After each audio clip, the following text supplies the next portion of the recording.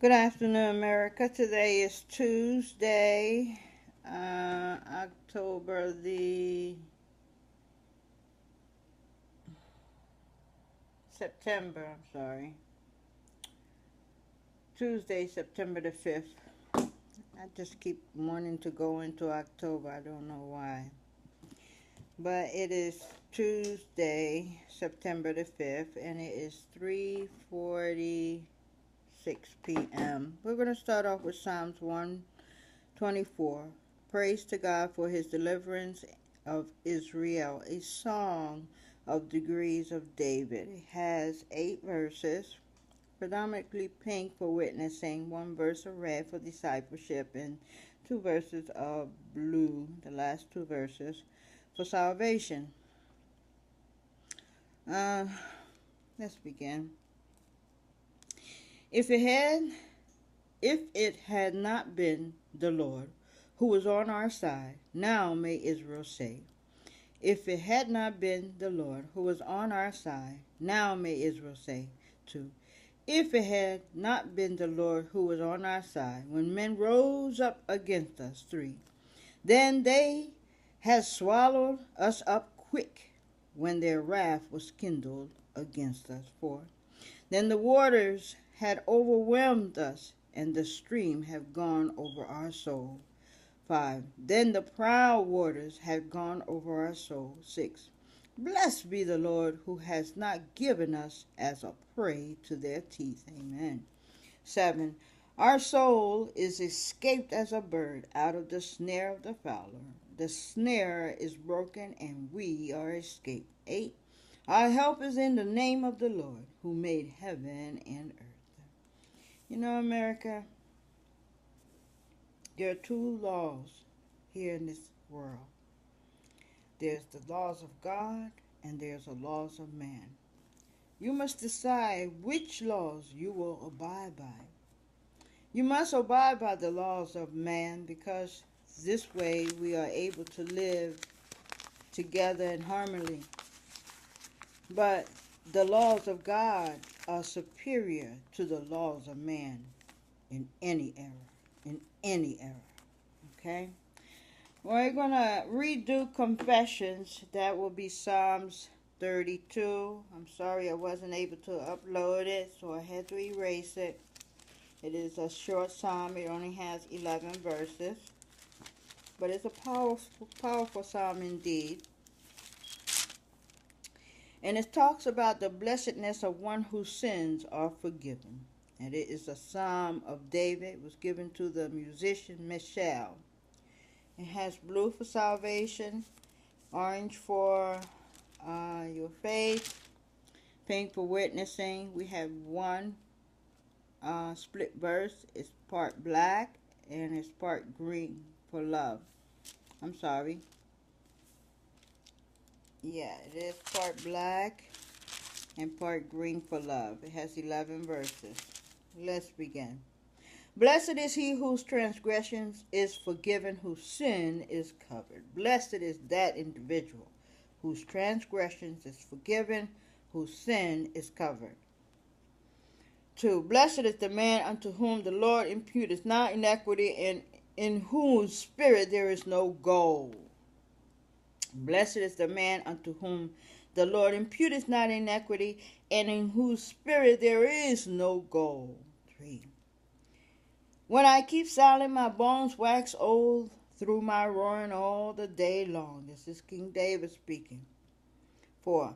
For day and night thy hand was heavy upon me. My moisture is turned into the drought of summer. Selah. Think about it. 5. I acknowledge my sin unto thee. That's the confession. And my iniquities have I not hid. That's the confession. Okay. I say I will confess my transgressions unto the Lord, and thou forgivest the iniquity of my sins. Selah. Think about it. I acknowledge my sin unto thee. I tell the Lord what I have done. And my iniquities have I not hid. I confess it all to him.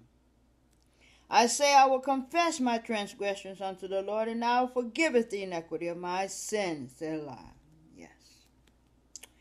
Before forgiveness, confession comes first. You must tell God you did something wrong.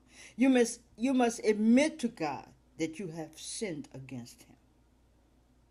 Okay? That always comes before forgiveness. You must confess. You must tell God all about it, regardless of how sinful it may be. You must share it with the Lord. You must speak it out of your mouth. And then, after that, forgiveness is given. Okay? 6. For this shall everyone that is godly pray unto thee in a time when thou mayest be found. Yes.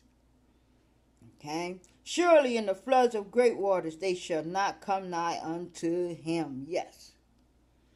If you are honest with God all the times, when you are in trouble, you can call upon him and he will answer. Okay? He will deliver thee out of thy mess, because we can get ourselves in a mess. And sometimes that mess is so big that only God can deliver you out of it. Man can't help you at all. And there are times when man will want you to sin against God in order to please them. Absolutely not, America. Absolutely not. I always speak about certain things. I speak against it. And the elders say we must learn to practice what we preach. I speak against premarital sex continuously all the time. Continuously. Okay. I can't speak against that and then take part in it myself. Because I either must decide who will I stand under. Will I stand under God's grace or man's foolishness? I will not forsake my God for any man. I wish he would have called me when I was younger. I probably wouldn't have had children. Okay, but I am old now and too old to play games. Okay? Ladies, just because someone does something for you, regardless of what that thing is, you don't have to get on your back. You do not have to spread your legs. You do have to say, thank you very much. I appreciate that. And if he is a good man, when you turn around, he will still be there. But if he starts to touch you and stroke you and insist that you do this and you do that, you don't have to do any of that. Unless he is your husband. If he is your husband, it is your wifely duty to satisfy him. Even if you just had a big fight and suddenly he feels some kind of way, wants to rub against you, that is your husband. You must take part in it willingly. Why? Because that is part of your job, to satisfy him. And that works both ways, America. If that is your wife, it don't make no difference that you just had a fight about financing. She feeling a little funny, you got to do your duty. Period. Got nothing to do with nothing else. Sometimes doing that duty can help resolve many issues. You should never withhold each other from each other because you're angry with each other. That often opens up the door for the devil to come in. Keep that door closed. Keep that part of your marriage good. Never use it as a form of punishment. Never. Anybody else who does not have that title, you don't have to do anything but say thank you very much. I appreciate it. Okay? And brothers, there's more to a person than their body. There's what's in their mind and what's in their heart. If you can capture that and do what is right in the sight of God, the body is all yours. If you can get a woman to lay on her back with you just buying her a piece of bread, guess how many other brothers have laid with her for buying her a piece of bread?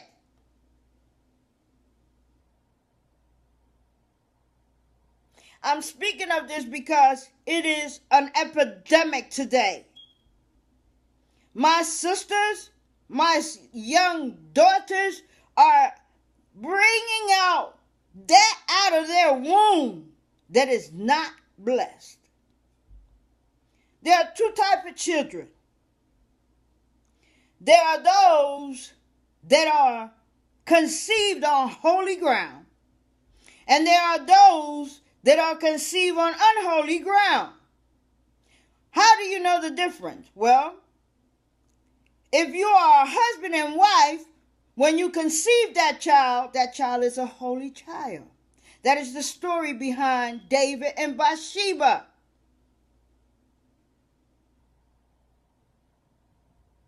That is the whole storyline behind David and Bathsheba. Including the deception the king went through to hide his sin. God can't do nothing with that. But if you produce something on holy ground, God can do much with it. He did much with Solomon. Much. And today, because of the mentality we have, you have more children being born to unmarried people than you have children being born to married folks.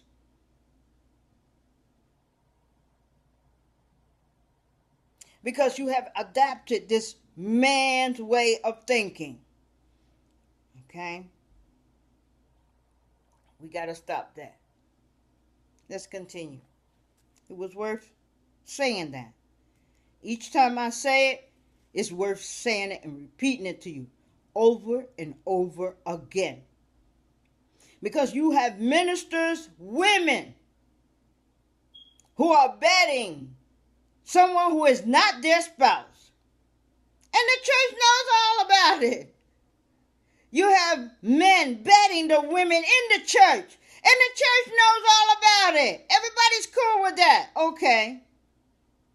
God is not cool with it. All right, let's continue. I acknowledge my sin unto thee, and my iniquities have I not hid, I said. I will confess my transgressions unto the Lord, and thou forgivest the iniquity of my sins. Selah. 6. For this shall everyone that is godly pray unto thee in a time when thou may be found. Surely in the floods of great water they shall not come nigh unto him. Thou art my hiding place. Thou shalt preserve me from trouble. Thou shalt compass me about with songs of deliverance. Compass means to surround you with deliverance. To surround you. That's what God will do. He will surround you and protect you. He will surround you and give you an escape route. Okay? He will be behind you 110%. You can't say the same thing for man. Man's love is always America conditional. It is based on a set of conditions.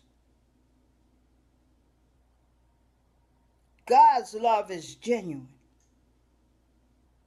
He loves us before we even recognize who he is or acknowledge him. He is still loving us. When we're in the midst of our sin, he is still loving us. He protects us also.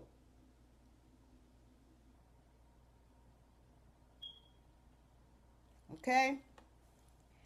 8. This is uppercase lettering. 8 and 9. I will instruct thee and teach thee in the way which thou shalt go. That's the Lord speaking. I will instruct thee and teach thee in the way which thou shalt go. I will guide thee with my eyes. For he is the one who made the eyes. Shall he not have eyes? He made the ears. Shall he not hear? He made the mouthpiece. Does he not have a mouthpiece?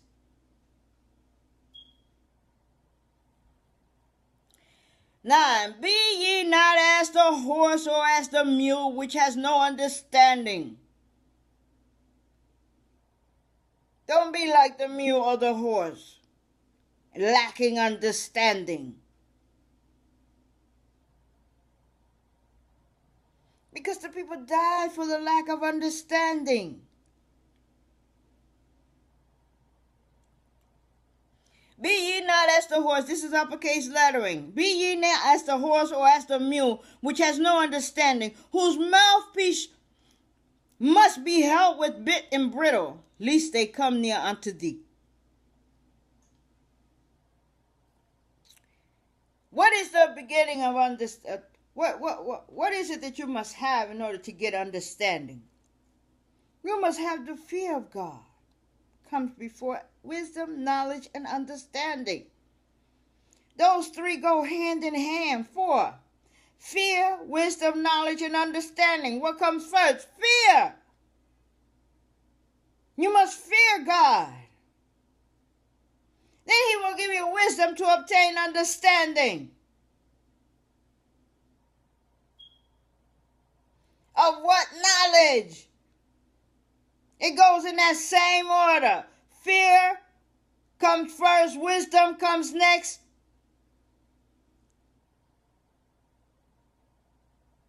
In that same order, you must fear God first. Then he will give you wisdom. Then he will give you understanding. And knowledge comes last.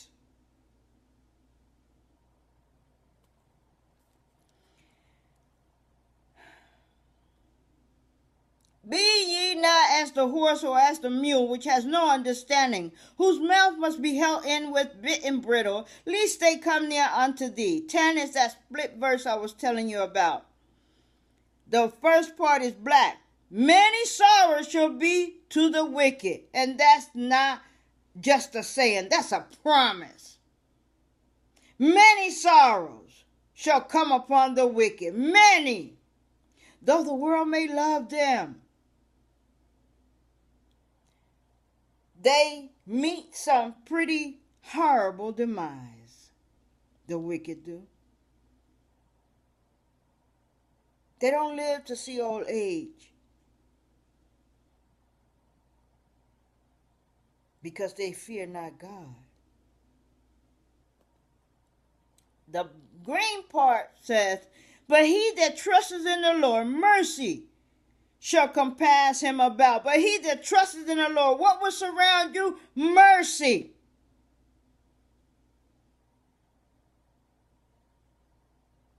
I'd rather be surrounded by mercy than be surrounded by sorrow and grief.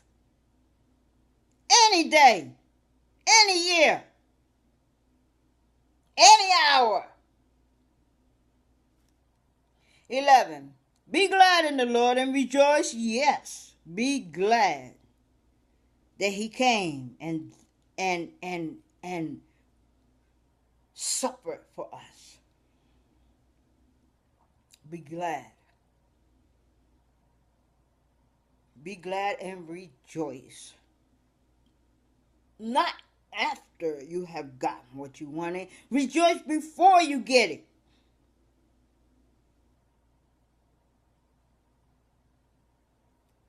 Be glad in the Lord and rejoice, ye righteous. Who are the righteous? Those who have right standing with God.